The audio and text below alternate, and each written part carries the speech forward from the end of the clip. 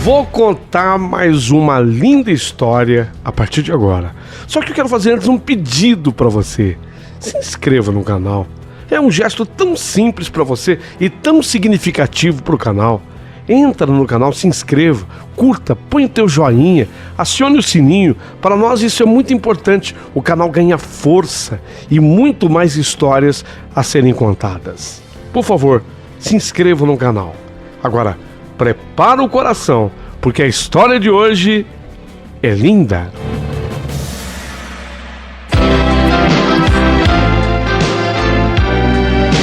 Rádio Emoção. Paulinho Boa Pessoa. A verdade de cada um.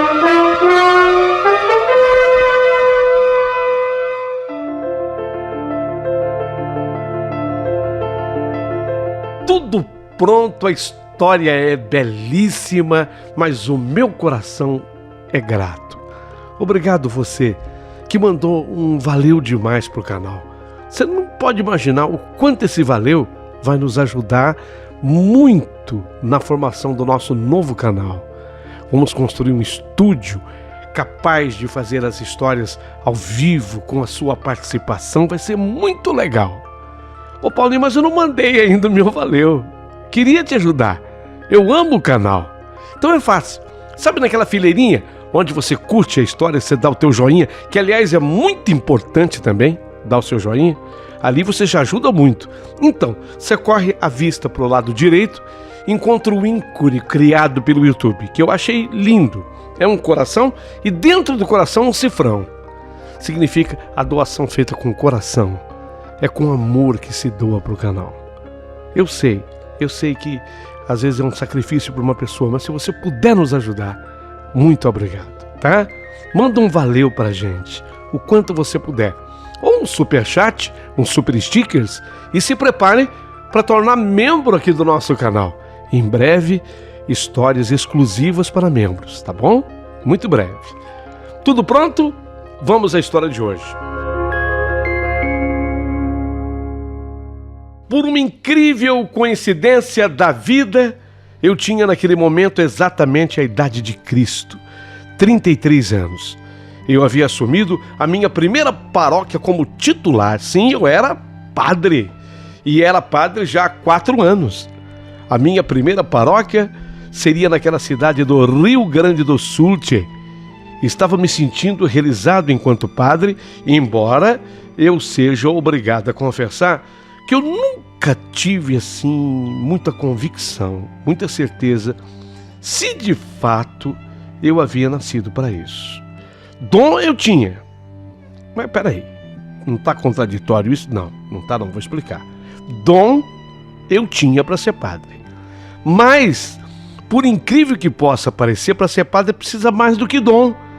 É preciso abrir mão da sua natureza humana e assumir uma outra vida.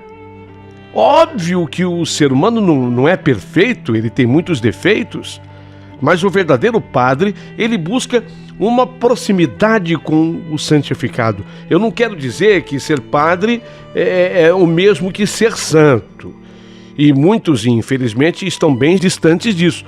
Mas ser padre é fazer, sim, renúncia de muitas realizações chamadas mundanas, para viver uma outra vida.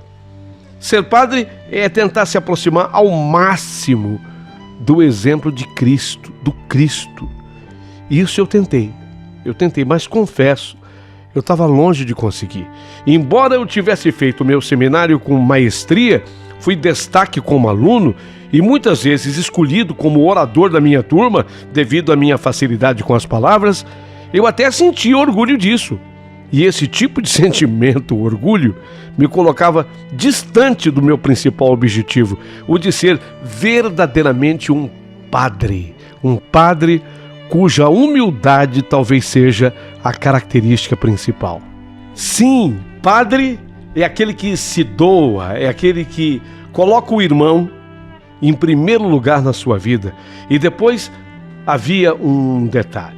Esse detalhe é muito importante, dele eu não posso fugir e tampouco esconder. ele é inclusive o motivo pelo qual eu escrevo essa carta. Eu havia tido um grande amor na minha vida. Aos 16 anos, eu havia conhecido uma moça que vou chamá-la aqui de Flor. E eu amei a Flor desde o primeiro instante. Ela, a Flor, ela era 2 anos mais velha que eu. E embora seja uma diferença muito pequena para o momento que nós estamos vivendo agora, na época que nós nos conhecemos não era bem assim.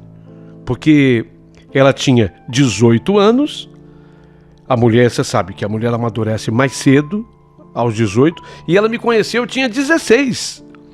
Quer dizer, eu estava no apogeu da minha adolescência, e ela não conseguiu me encarar, ela tendo 18 e eu 16, ela não conseguiu me encarar como um homem que a amava de uma forma tão grandiosa.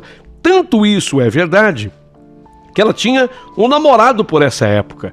E sequer ela cogitava terminar esse namoro com ele para ficar comigo. Embora ela também sentisse, sim, algo por mim. O que comprova isso é que, não raro, como eu frequentava a sua casa, e por ser muito amigo do seu irmão, ela sempre dava um jeitinho de ficarmos sozinhos. E nesses momentos em que ficávamos a sós, rolava, claro, rolava uma conversa, nada mais que isso. Ela adorava conversar comigo, trocar ideias, me pedir opinião, ria muito comigo. Ela me considerava extremamente bem-humorado, engraçado. Aliás, é outra característica minha. Eu sempre fui o palhaço da turma, eu sempre fiz graça, até mesmo como padre. Às vezes, durante uma missa, eu fazia o pessoal rir na igreja. É característica. Não adianta, a pessoa quando nasce para ter uma certa graça, ela acaba tendo mesmo ao longo da vida e não tem jeito. Essa característica eu não perdi mesmo me tornando padre. Nas minhas homilias eu sempre fazia questão de valorizar o humor. Era do tipo que provocava reflexão, fazendo meus fiéis muitas vezes rirem. A gente ensina assim também, né? Aliás, eu acho que a melhor maneira de ensinar é com bom humor. Mas voltando a falar da minha amada Flor. Nesses momentos a sós, ficamos eu e ela bem próximos. Chegávamos até a nos tocar. E numa das vezes, eu não resisti, segurei suas frágeis mãos e a beijei. Fiz isso cheio de medo, porque, sinceramente, eu não sabia qual seria a reação dela. Mas no meio do beijo, houve uma correspondência dela para minha paz. Só depois do beijo foi que ela veio falar que aquilo que tinha acontecido, ela veio me falar que o que tinha acontecido não poderia acontecer jamais, não poderia ter acontecido. Mas por quê? Eu tenho um namorado. Em breve eu vou ficar noiva dele. Ela falou com seriedade que o beijo não deveria ter acontecido, falou da seriedade do seu namoro, mas nós não perdemos o contato e nem a proximidade, tanto que outros beijos aconteceram e cada vez que se repetia, havia ainda mais paixão neles. Então, quando eu fiz 17 anos, Flor resolveu me dar o melhor presente de aniversário. Ela me chamou na casa dela e lá não tinha ninguém. E quando eu entrei no seu quarto, ela se mostrou diante dos meus olhos exatamente como nasceu, completamente nua. Que corpo lindo, aquelas curvas, aqueles montes. Seus seios firmes eram parcialmente escondidos pelos seus cabelos lisos e castanhos. Fiquei inebriado diante de tanta beleza. Eu não sabia direito o que aquilo queria dizer. Fiquei sem ação. Ela tomou todas as iniciativas. Não fosse assim, eu acho até que nada teria acontecido. Não porque eu não quisesse, mas quando a gente quer muito, e eu queria muito, a gente fica meio que sem saber, né? O que fazer primeiro, o que fazer antes, o que vem depois. Ela tomou a iniciativa. Ela me abraçou, senti o calor do seu corpo desnudo, ela sentiu as reações todas as minhas células inundadas de hormônios. Imaginem, eu tinha 17 anos e sentiu no pulsar do meu coração toda a manifestação do mais puro e sincero amor. Ela foi a minha primeira mulher e me amou com toda a calma que sabe fazer uma mulher quando quer. Foi paciente comigo, me esperou, soube me valorizar viril, me valorizar homem. Tudo isso só fez explodir no meu coração ainda mais o sentimento que eu já sentia por ela, o amor.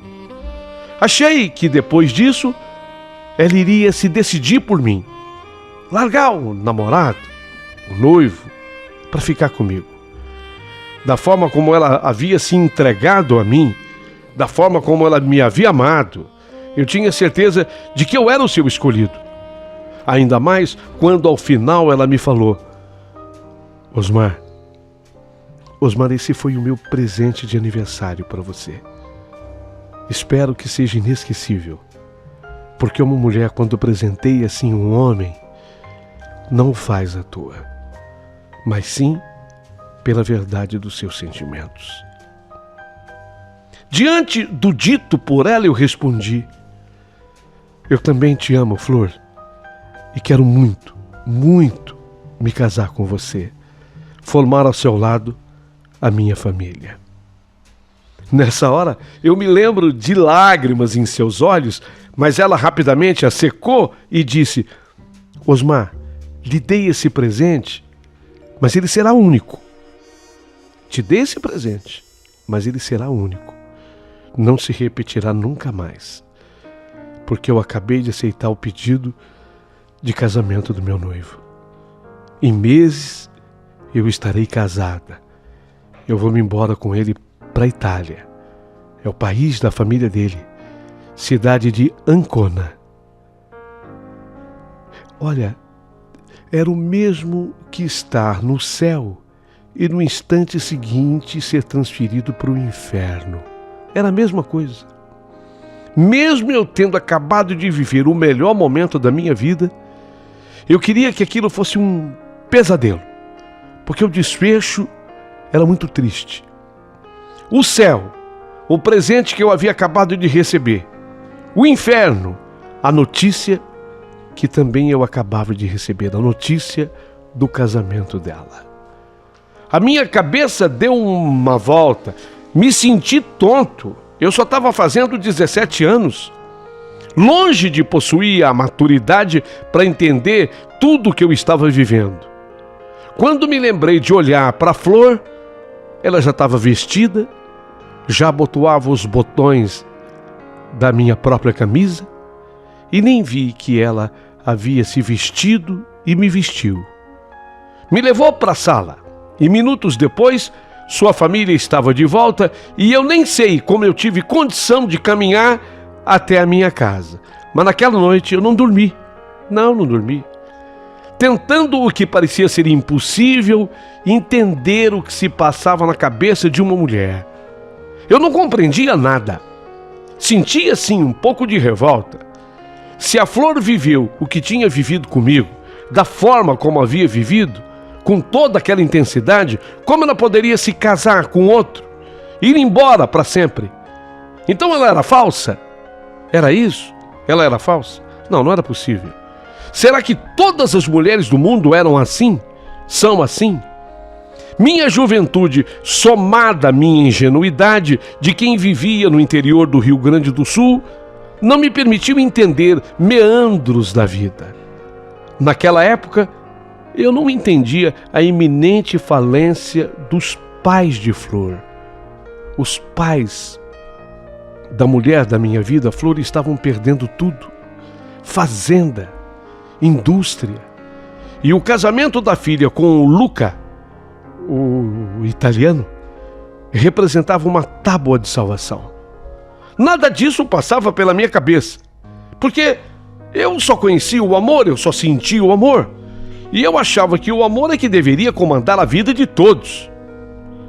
Não, não é bem assim. Não é bem assim.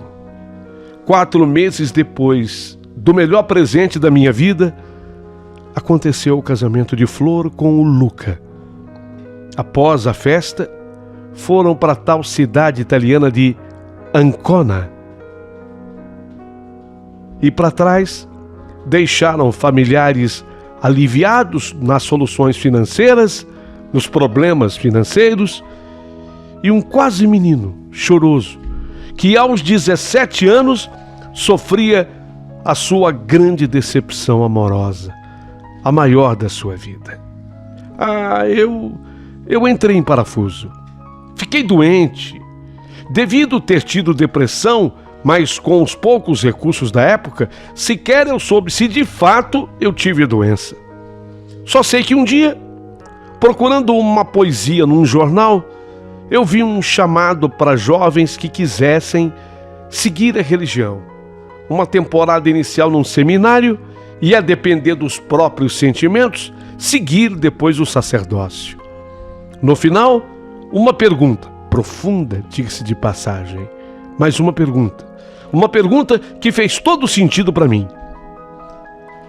Já se imaginou na mesa da Santa Ceia e Jesus, ao lhe entregar o pão e o vinho, olhasse nos seus olhos e dissesse: sejas tu um dos meus apóstolos? Qual seria a sua resposta? Sejas tu um dos meus apóstolos. Qual seria a sua resposta? Respondi àquela pergunta: sim, Jesus. Sim. A minha resposta foi sim. Seria e foi sim. E eu não parei de responder sim. E quando eu comuniquei à minha mãe que eu queria ser padre, a minha mãe me deu um abraço e falou: filho meu, eu sonhei a vida inteira isso para você. Eu sonhei que você seria padre. Mas eu tinha medo de falar sobre isso para você. Mas sempre foi meu sonho. Eu digo, não é um sonho de imaginar, é um sonho de sonhar mesmo, que você ia se tornar padre. Pronto. Era o apoio que eu precisava naquele momento. Fiz os contatos com o seminário. Em questão de dias depois, eu passava pela minha primeira entrevista avaliatória. Dei respostas ótimas. Fui avaliado apto. Entrei para o seminário. E lá eu fui ganhando consciência do que era de verdade ser um padre. Comecei então a minha luta para me anular e aprender a me dedicar ao outro. Muitas vezes beirei isso, ou seja, quase que atingi a perfeição. Mas sempre havia um quase. Mas como era difícil matar os sentimentos mundanos, especialmente um deles, a tal da vaidade. Gente, eita sentimento, meu Deus do céu. Esse sentimento mundano, nossa, ele cola no ser humano. A vaidade, como é difícil de matar esse sentimento chamado vaidade. Como é difícil. A vaidade é tão humana que vários pensadores, através de frases e pensamentos, artigos e até livros, tentam dar legitimidade a ela e muitas vezes conseguem. Tanto que muitos de nós entendem que vaidade é um sentimento positivo. Muitos de nós entendemos isso. A vaidade é um sentimento positivo, é um defeito, quase qualidade para muitos. Há quem diga que a vaidade é responsável por nos cuidarmos. Será? Pergunto, será? Mas eu, que já li tanto na minha vida de padre, eu amo essa frase sobre vaidade. Diz assim essa frase: o ciúme pertence mais à vaidade do que ao amor. Quem escreveu essa frase foi Madame Steele. O ciúme pertence mais à vaidade do que ao amor. Na minha luta contra o sentimento mundano, ou contra os sentimentos mundanos, eu fui vencendo etapas. E mesmo sendo um derrotado em muitos dos meus objetivos, acabei chegando lá. Ou seja, me formei padre. E aos 33 anos, aí eu volto ao comecinho da minha carta, aos 33 anos eu já era o padre responsável por aquela paróquia. Olha, não foi fácil. Antes disso, eu viajei por esse Brasil inteiro. Estive como padre auxiliar em tantos rincões, mas finalmente eu assumi a minha paróquia. Daquela, eu era o responsável. Por ela, aquela paróquia, eu seria o responsável. Foi com essa idade, 33 anos, que aquela madrugada eu tive um sonho. Sonho fundamental. Sonho importantíssimo. Do sonho eu não consigo me lembrar direito, mas na verdade de flashes. Mas preste atenção. Observem esse sonho. No sonho havia uma mulher. Em nenhum momento do sonho eu chegava a ver o rosto da mulher, mas apenas via que a mulher estava vestida de branco e um véu escuro cobria sua face. O sonho me assustou. Eu acordei, olhei para o relógio.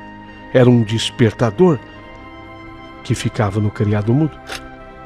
Põe aí aquele barulho de despertador, o Jesus, que ele fica trabalhando. Isso. Até o barulhinho do despertador. Não é o despertar dele, não. Isso. Esse aí. É esse tic-tac. Tic-tac do despertador. Então, na hora eu acordei, olhei para o relógio, um despertador que ficava no meu criado mudo, ao meu lado. E eu vi o relógio marcando 4 horas da manhã. Aí, eu estava acordado. Presta atenção. Aí eu estava acordado. E acordado eu ouvi uma voz. Eu já não dormia mais. Eu estava bem acordado. Tanto que eu estava olhando a hora, 4 horas da manhã. E a voz que eu ouvi foi clara. A voz dizia: vá para a sua igreja agora, padre. Vá para a sua igreja agora, padre. Apesar da voz ter sido clara, e talvez até por isso, eu não acreditei. Num primeiro momento eu não acreditei. Todos somos parecidos a São Tomé, né? Não é verdade? Somos parecidos com São Tomé. Temos dificuldade para acreditar no que ouvimos. Às vezes, a gente precisa ver para crer. A gente é meio parecido com São Tomé nisso. A imagem é mais forte. Não sei porquê, mas a imagem é mais forte. Eu tinha escutado, mas já estava pensando em virar de lado para dormir de novo. Eu tinha escutado, a voz tinha sido clara, mas já estava pensando em virar de lado e dormir de novo. No gesto de me virar, me lembrei da frase dita por Jesus a São Tomé. Jesus disse a São Tomé: bem-aventurados os que não viram e creram. Vou colocar a frase no singular. Bem-aventurado o que não viu e creu. Nessa hora, eis que a voz se fez repetir com mais clareza ainda: vá agora para a sua igreja, padre. Vá para a sua igreja agora, padre. Uma vez passaria, ficaria por conta da minha incredulidade. Até porque nunca estudei como um padre em livro nenhum, mesmo tendo estudado bastante como padre, mas nunca li em livro nenhum que ouvimos vozes. Isso não me foi ensinado em seminário. Isso contraria, inclusive, tudo que eu havia aprendido.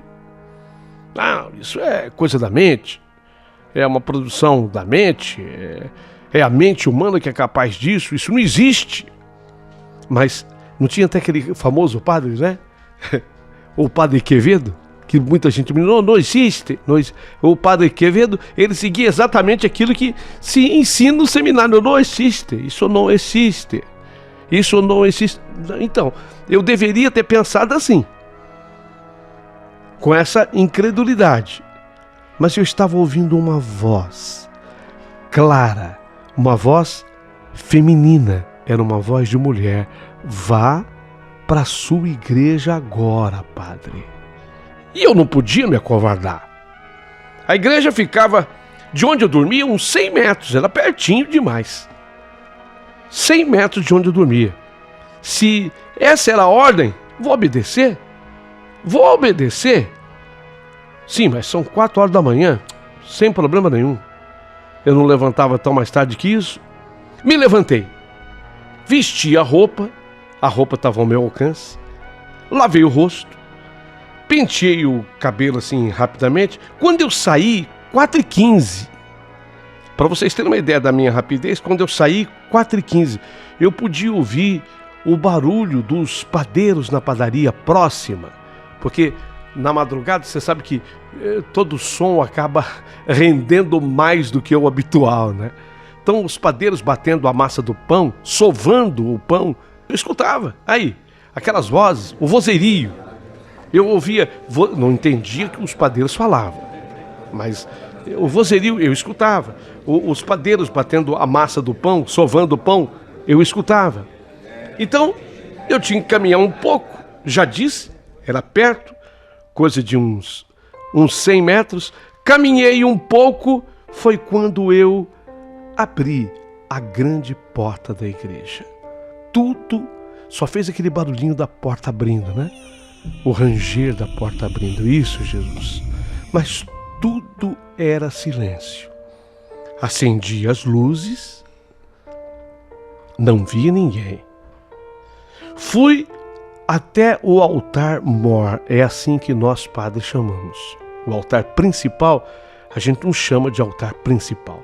Fui até o altar mor. Lá eu olhei para a imagem de Jesus e fiz uma oração diante da imagem de Jesus. Nada e nem ninguém na igreja, para não ficar sem fazer nada, eu comecei a acender as velas que estavam apagadas, as velas da igreja. E resolvi que eu também não ia voltar mais para dormir. Eu já tinha levantado, ficaria na igreja. Afinal, uma voz clara de mulher havia me pedido para eu estar ali. Devia haver uma razão para isso. Eu teria a primeira missa para celebrar às 6 horas da manhã. Quer dizer, 6 da manhã eu já deveria estar ali, mas não aquele horário. Mas eu fiquei. Não vou embora. Se a voz me convocou para eu estar aqui, aqui eu estou. 4h25 da manhã. 4h25 da manhã. Para não ficar parado, eu caminhei pelo corredor da igreja. Foi quando eu vi o confessionário. E eu não sei porquê, mas quando eu estava andando no corredor da igreja que eu vi o confessionário, eu não sei porque eu senti no meu íntimo, dentro do coração, entra nele, sabe? Entra no confessionário, entra. Talvez porque fosse mais escurinho ali e houvesse no seu interior um banco confortável com o seu tampo de madeira. E entra ali, né? Era o que eu senti, o sentimento que eu senti, que eu percebia naquele instante. Falei, ó, lá é mais escurinho, tem o banco confortável, né? Um banco, inclusive, que é recoberto com couro, espuma. Para quem não conhece, esse banco é feito em madeira, querendo parecer... O confessionário. O confessionário, para quem não conhece dentro da igreja, o confessionário ele é feito todinho em madeira, querendo parecer uma casinha de um único e pequeno cômodo, ainda assim dividido ao meio. A parte que fica o sacerdote tem um banco.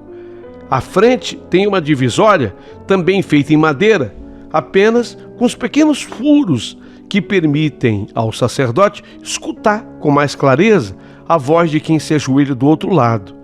Não dá para ver um ao outro. Nem o confessante vê o sacerdote e nem o sacerdote vê a quem confessa. A igreja criou esses confessionários exatamente para isso, para deixar à vontade quem confessa seus pecados. A pessoa não se sente vista, embora pelos furinhos até dê para ver alguma coisa da pessoa. Porque sem ver e sem ser vista, a pessoa se sente mais encorajada para confessar os pecados menos confessáveis. Entrei ali, me sentei no banco com aquele tampo de couro e fiquei esperando. Mas esperando quem? Esperando quem? A última vez que eu olhei no relógio, 4h25. Agora, no máximo, 4h30 da manhã. Ninguém. A igreja só estaria, de fato, funcionando às 6 na missa das 6. Ainda tinha 1h30 para isso. E muitas vezes, na missa das 6, é o mínimo de pessoas que entra. É pouquíssima gente que vem à missa das 6. Era madrugada ainda. Ninguém na igreja. Até que, de repente, eu ouço passos desde a parte externa da igreja.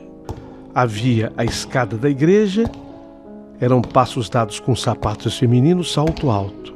Isso, Jesus, exatamente isso. Nossa, mas a essas horas, uma mulher de salto alto não é comum, porque quem vai à igreja cedinho na missa das 6, raríssimas pessoas iam, e eram pessoas idosas, com aquele sapatinho baixinho e etc. Dificilmente entrava uma mulher mais jovem. Vinha aquela pessoa com um salto, e eu ouvindo. O salto vinha da parte externa da igreja, mas vão ficando mais audíveis, porque os passos de Jesus vinham se aproximando, como se viessem agora pelo corredor da igreja. Mais claramente os passos vinham pelo corredor e foi se aproximando do confessionário, mas eu imaginei que pessoa passaria, a pessoa que estava caminhando ia passar direto pelo corredor, porque, sei lá, ela entrou aqui porque viu a porta principal da igreja que eu deixei encostada, aberta, mas nunca poderia supor ou imaginar essa pessoa que o padre pudesse estar dentro do confessionário, porque eu dentro do confessionário é como se eu tivesse escondido. Como é que a pessoa iria imaginar que houvesse dentro do confessionário um padre? Que jeito? Era como se eu tivesse escondido ali. Então, com certeza, aquela pessoa que entrou na igreja só poderia ser uma mulher, ela iria direto para o altar-mor, mas jamais pararia no confessionário. E, a não ser que eu avisasse que eu estivesse ali, eu até pensei em avisar, mas eu fiquei a imaginar o tamanho do susto que eu ia dar na pessoa. O tamanho do susto que a pessoa ia levar. Mas quem levou, na verdade, um susto fui eu. Porque os passos que vinham pelo corredor central, de repente dobraram à direita e se aproximavam agora do confessionário. Os passos vieram até a altura do confessionário. Mas exatamente nesse ponto, a pessoa em questão